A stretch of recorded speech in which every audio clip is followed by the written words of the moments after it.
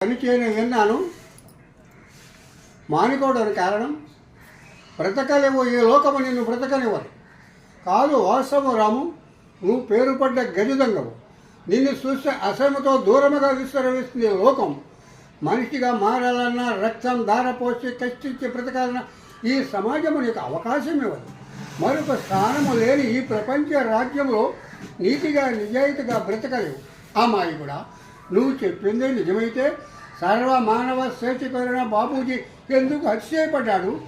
భారతీయులు ఆరాధించే శ్రీరామచంద్రుడు అరణ్యాలు పాలయ్యాడు. రాము, నువ్వు ఊహించుకుంటాను ఆశలని తారుమన్నాను.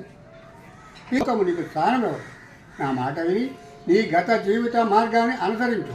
ఒక ఆడదాని ప్రేమకు పాత్రుడమైనంత మాత్రం ఆమె కోసం ఇంతేనా? ఇదే నిర్ణయం. ఆగు, నేను చిన్నతనము నుంచి ఒక